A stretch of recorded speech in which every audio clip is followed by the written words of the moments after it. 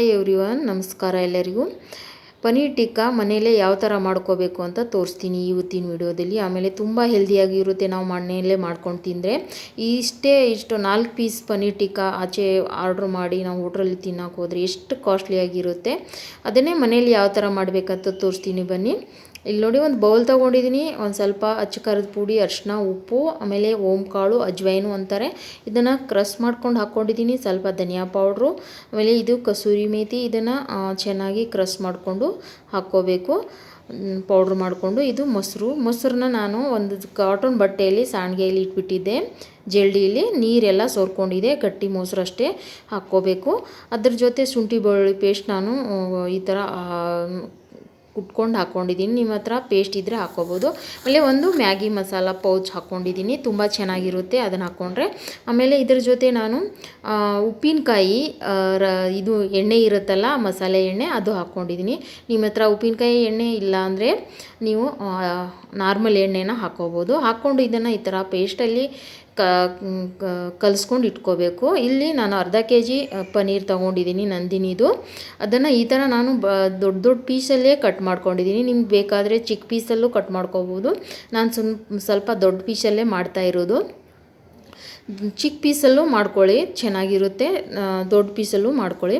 ಇಲ್ಲಿ ನೋಡಿ, ಅದನ್ನು ಕಟ್ ಮಾಡಿ ಅದರಲ್ಲಿ ಹಾಕ್ಕೋಬೇಕು. ಆ ಮಸಾಲೆ ಎಲ್ಲ ರೆಡಿ ಮಾಡಿದ್ದೀವಲ್ಲ, ಮೊಸರು ಹಾಕಿ ಅದ್ರ ಜೊತೆ ನಾನು ಈ ಪನ್ನೀರನ್ನ ಹಾಕ್ಕೊಂಡಿದ್ದೀನಿ. ಪನ್ನೀರು ಮತ್ತು ಇದ್ರ ಜೊತೆ ನಿಮ್ಮ ವೆಜಿಟೇಬಲ್ ಹಾಕ್ಕೋಬೋದು. ನಾನು ಹಾಕ್ಕೊಂಡಿಲ್ಲ, ಇದಕ್ಕೆ ನಾನು ಈರುಳ್ಳಿ ಅಷ್ಟೇ ಹಾಕ್ಕೊಂಡಿದ್ದೀನಿ. ನೀವು ಕ್ಯಾಪ್ಸಿಕಮ್ಮು ಹಾಕ್ಕೋಬೋದು. ನಾನು ಕ್ಯಾಪ್ಸಿಕಮ್ ಹಾಕಿಲ್ಲ, ನನಗೆ ಇಷ್ಟ ಇಲ್ಲ ಅಂತ. ಆಮೇಲೆ ಇದು ಹಾಕಿ ಕಲಸಿ ಇದನ್ನು ಒಂದು 10ರಿಂದ 15 ನಿಮಿಷ ಇಲ್ಲ ಅರ್ಧ ಗಂಟೆನೇ ನೀವು ಫ್ರಿಜ್ಜಲ್ಲಿ ಇಟ್ಬಿಡಿ. ಫ್ರಿಜ್ಜಲ್ಲಿ ಇಡೋದ್ರಿಂದ ಇದು ನಾರ್ಮಲ್ ಫ್ರೀಜರಲ್ಲ, ಫ್ರಿಜ್ಜಲ್ಲಿ ಹಂಗೆ ಇಡಿ. ಚೆನ್ನಾಗಿ ಇದು ಮಸಾಲೆ ಚೆನ್ನಾಗಿ ಅದು ಹಿಡ್ಕೊಳ್ಳುತ್ತೆ ಪನ್ನೀರು. ಆಮೇಲೆ ನಾವು ಇದನ್ನು ರೋಸ್ಟ್ ಮಾಡ್ಕೋಬೋದು. ನೀವು ಒಲೆ ಮೇಲಾದರೂ ಗ್ಯಾಸ್ ಸ್ಟೋವ್ ಮೇಲಾದರೂ ಇದನ್ನು ಮಾಡ್ಕೋಬೋದು. ನಾನು ಓವನಲ್ಲಿ ಮಾಡಿ ತೋರಿಸ್ತಾ ಇದ್ದೀನಿ. 180 ಡಿಗ್ರಿಯಲ್ಲಿ ನಾನು ಓವನಲ್ಲಿ ಇದನ್ನು ಬೇಕ್ ಮಾಡಿ ತೋರಿಸ್ತಾ ಇದ್ದೀನಿ ನಿಮಗೆ. ಇಲ್ಲಿ ನೋಡಿ, ಕಲಸಿ ಇಟ್ಟಿದ್ದೀನಿ ನೋಡಿ. ಈಗ ಫ್ರಿಜ್ಜಲ್ಲಿ ಇಟ್ಟಿದ್ದೆ, ಒಂದು ಅರ್ಧ ಗಂಟೆನೇ ಆಗಿತ್ತು ನಾನು ಇದನ್ನು ಇಟ್ಬಿಟ್ಟು ನಾನು ಬೇರೆ ಅಡುಗೆ ಮಾಡ್ಕೊಂಡಿದ್ದೆ. ಇದನ್ನು ತೆಗೆದು ಈಗ ನಿಮಗೆ ಮಾಡಿ ತೋರಿಸ್ತೀನಿ ನೋಡಿ ಓವನಲ್ಲಿ. ನೀವು ಓವನ್ ಇಲ್ಲ ಅಂದರೆ ನೀವು ಗ್ಯಾಸ್ ಸ್ಟೋವ್ ಮೇಲೆ ರೋಸ್ಟ್ ಮಾಡ್ಕೋಬೋದು. ನಾನು ಇದಕ್ಕೆ ಬೇರೆ ಯಾವುದು ಎಣ್ಣೆ ಹಚ್ಚಿಲ್ಲ, ತುಂಬ ಹೆಲ್ದಿಯಾಗಿ ಮಾಡಿದ್ದೀನಿ. ಇದಕ್ಕೆ ನಾನು ಬಟರು ಹಚ್ಚಿಲ್ಲ, ಏನೂ ಇಲ್ಲ. ಈ ಥರ ನಾವು ನಂದು ಓವನ್ ಇದು ಇದೆ, ಸೂಜಿ ಥರ, ಅದನ್ನೇ ಹಾಕಿ ಇದನ್ನು ತುರ್ಸ್ಕೋತಾ ಇದ್ದೀನಿ. ಹಾಕಿಬಿಟ್ಟು ಇದನ್ನು ಬೇಕ್ ಮಾಡ್ತೀನಿ 180 ಡಿಗ್ರಿಯಲ್ಲಿ.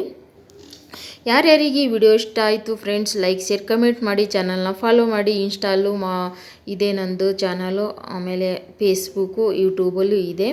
ಎಲ್ಲಿ ನೋಡಿದ್ರು ಲೈಕ್, ಶೇರ್, ಕಮೆಂಟ್ ಮಾಡಿ. ಯಾವ ಥರ ಸರಿ ಟ್ರೈ ಮಾಡಿ, ಯಾವ ಥರ ಆಗಿತ್ತು ನಿಮ್ಮ ಮನೇಲಿ, ಇಷ್ಟ ಆಯ್ತಂತ ಪನ್ನೀರ್ ಟಿಕ್ಕಾ ಅಂತ ಕಮೆಂಟ್ ಮಾಡಿ.